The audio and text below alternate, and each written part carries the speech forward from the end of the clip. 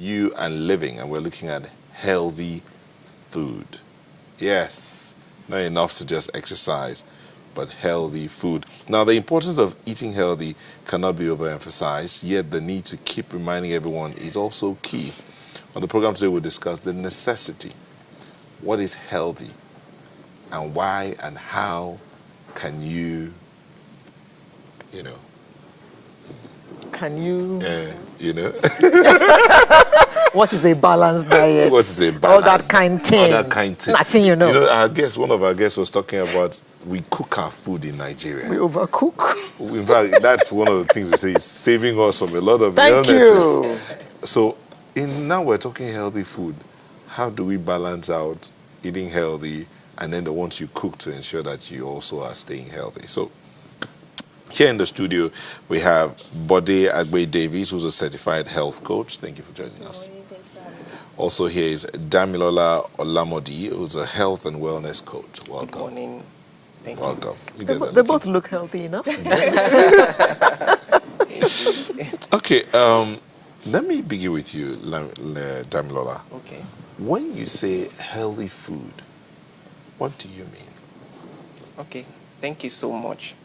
You know, usually if you have a car, okay, and the car is supposed to run on diesel, okay, if you had a bit of petrol to it, I read somewhere where they said that it can affect the engine, okay, damage the car. The same thing is actually true of our body. Our body is designed to run on a particular fuel. Okay, so healthy foods are foods that has been designed to be used for our body, for wellness, for vitality, for strength, for vigor. So if you take something else that is not supposed to be in your body and then you're eating it, okay, it may not be as dramatic as it would happen in a car. You know, a car, maybe the engine gets damaged immediately. But for our body, it's a process. It happens over time. So you are damaging it slowly. Yes. And then it culminates in a disease condition. Okay. Yes. How do I know if a food is healthy or not? Is there a way I can check? Okay, so I like that question. Seems like there's lots of information as to what's healthy and what's not and how to know exactly. And I like to help people simplify it, right? You want to really stick to foods that are growing from the ground. Okay. If it is something that, you know, once you buy it or bring it from the market or the store, it's going to start to rot. So in like a 2-week period, it goes bad. So you leave like your yam on the floor. That's the kind of thing you should be eating. That's the kind of thing you should be eating. Okay. Foods that are going, so and that doesn't mean you can't have other foods that have a longer shelf life, but that should be the majority of what you're eating. Foods that have a tendency to start to rot after 2 weeks, maybe 3 weeks, right? So those are the foods you really want to be eating more of, foods that rot, foods that are coming out of the ground, growing out of the ground. That should be the majority of our foods. Yeah. Natural foods. Natural foods. Okay. So, is it, when you say healthy, does it mean raw? I'm not saying don't cook your yam. I'm not saying don't cook it, don't fry it. No. But frying is a different topic entirely, right? Okay. But I'm saying that your ingredients, as much as possible, you want them to start as raw ingredients, right? So your yams, your potatoes, your pawpaw, your tomatoes, your ugu, and those kind of things. But rice grows from the ground. Yes, it does. Rice is fine. So we have demonized rice. In fact, in my book, there's a whole chapter called Rice is Not the Problem. It truly isn't, right? Because if you look at some populations, such as Asians, right, they used to be some of the healthiest people in the world. I don't know if that's still true. And all they eat is rice. But there's a way they eat the rice. It's balanced. There's lots of vegetables, not too much protein. Protein is actually used for taste, mostly. So there's a good balance going on there. And when you look at the way we eat rice, it's a whole lot of rice with a whole lot of stew that has a whole lot of oil and a whole lot of meat, very little vegetables. That's the problem when it comes to the way we eat rice. But rice on its own, it's not a problem. Not at all. Okay, Damilola, Yes. a lot of people depend on processed foods. Yes. So let's talk about processed foods. And is there a way to process food and it will still be healthy? Yes, there are ways to process food. But let me just start from this fact. The farther your food is from natural, the farther your health would be from healthy. Yes. So as much as possible, let's stick with natural. Again, please clarify. Natural, not necessarily raw. Yeah, raw. I'm referring to raw. Raw. I'm referring to raw because she was talking about, and not all kind of foods that you can cook raw anyway. Like even if you are cooking them, okay, don't cook them so much because it's been proven that at the boiling point of water, about 97% of all water soluble vitamins are gone at the boiling point of water, and then about 44% of all fat soluble vitamins are gone. So what is left? It's just shaft. Okay, So- look, let's take yam, Okay. which we have been talking about. Okay.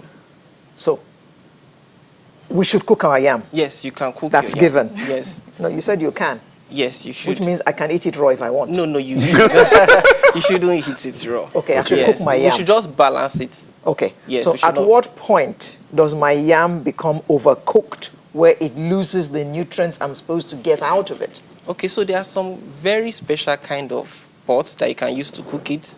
Okay, there are some very special one that will conserve the nutrients inside it. Okay, but if you are not using that kind of pot, okay, you just need to be very careful that you are not cooking it for a very long time. And one of the things that you can do is don't remove the back when you are cooking it. Do you Aha. understand? Yes. So that Cook will help your to yam with the conserve. skin. Yes. So that will help to conserve the nutrients. So when you're done cooking, you can then remove the back and then it's ready to eat. If you notice, So approximately how many minutes should I cook my yam for? it depends on the type of yam. So I won't be able to say a particular minute, but just be very careful not to overcook it. And just like I was saying, if you notice, roasted yam, for instance, they taste better than cooked yam. And they don't usually add salt to it. Okay, so the one you've cooked, you are even adding salt to it, and then the roasted one is still tasting better.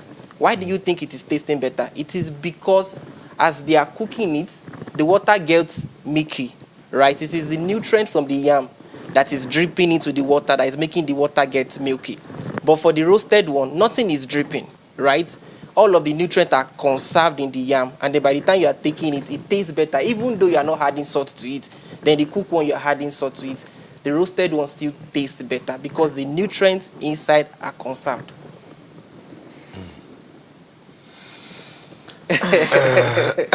Cook your Okay, you wanna yam say with something, the buddy? skin. Okay. Okay, so those are really good points, but I think also that might be a little hard for a lot of people to wrap their heads around, right? Because ones? honestly, I'm There's a the bit of special a pots. I'm a bit of a neat freak, right? Well, special pots are expensive too, so not everybody Yeah. can buy those pots, right?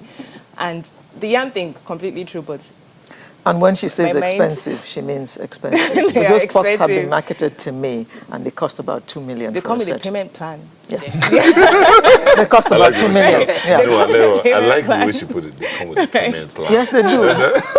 I have a bit of OCD, so when you tell me to cook my yam without the skin, and I think about the market where I brought the yam from, even though I have completely washed it, it's just not going to happen for me, right? No, but you've cooked it, so all the germs I have been know, killed. again, that's why I said OCD. I have a bit of OCD. It's a problem.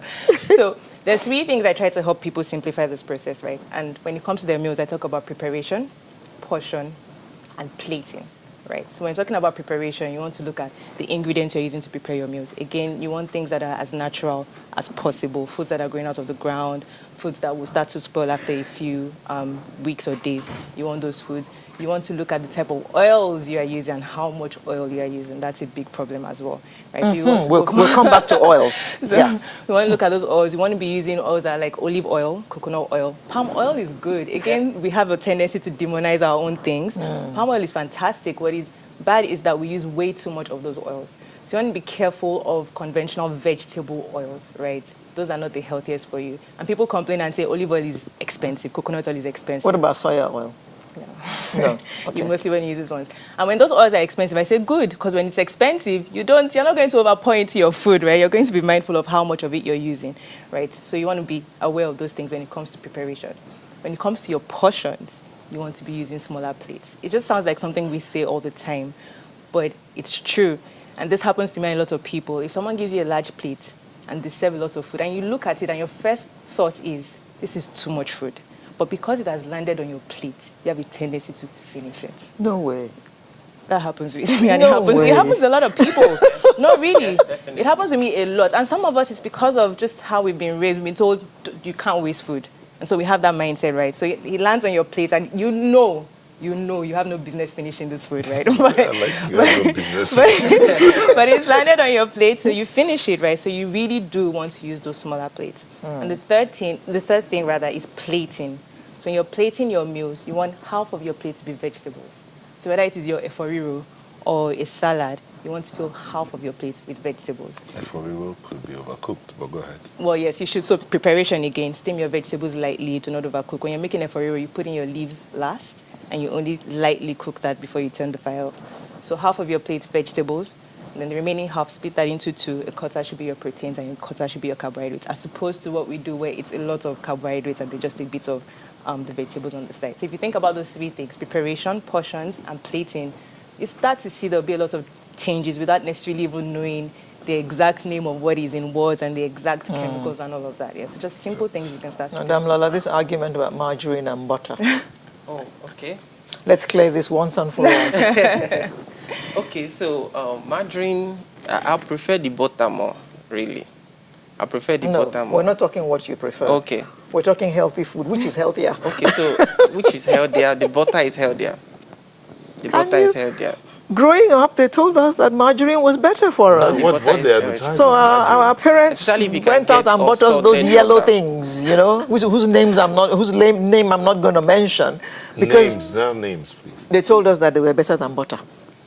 Now we've gone full circle back And to butter butter. is better. And you're saying that the unsalted Yes, butter is unsalted better. is better. No. Salted butter is bland.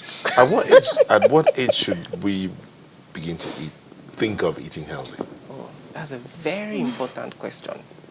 Very important question, because, you know, those days, there are some diseases that are classified as diseases of the elderly.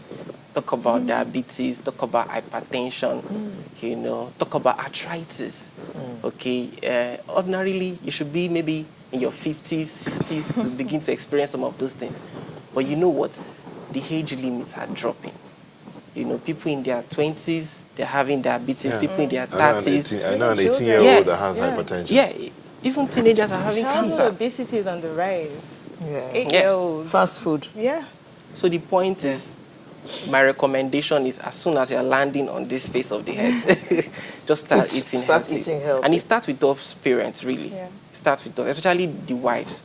You know, the need for you to understand that the best pharmacy in the world is your kitchen, right? And then Yeah, but these days, husbands also enter the kitchen. yeah. Let me tell you what happened to my second son. I never gave him sugar for the first year of his life. So on his first birthday, he was about to cut his cake, and his finger went into the icing, and he tasted the icing, and he put Taste both buds. hands inside the cake Oh my! and grabbed the icing. And to this day, I can't tear him away from sugar. Wow. It was like, this wicked woman, how come you Deprived me kept all this my away life." from me all my life? You mean this thing is so delicious? I can understand that. Sugar. Yeah, sugar is addictive. Very, very very addictive. And you But all say it's not healthy either. Very, very addictive. It really isn't, but here's the thing. I don't believe in an all or nothing approach. And I think an all or nothing approach is what stops a lot of people from even starting to eat health In moderation. in moderation. Ah. So I Thank you. I am a sweet tooth. Same here. I am a sweet tooth. But one of the things, Sorry. No, we'll just take a quick break and we'll come back to round off on this one. Please stay with us. Okay. Okay, our closing moments here. In fact, we really don't have time, so let's just get your closing thoughts on this healthy food thing. Okay.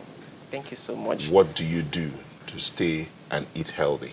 In 20 seconds, please. Okay, in 20 seconds, I will say focus a lot on raw fruits and vegetables, especially for first thing in the morning and then last thing in the night.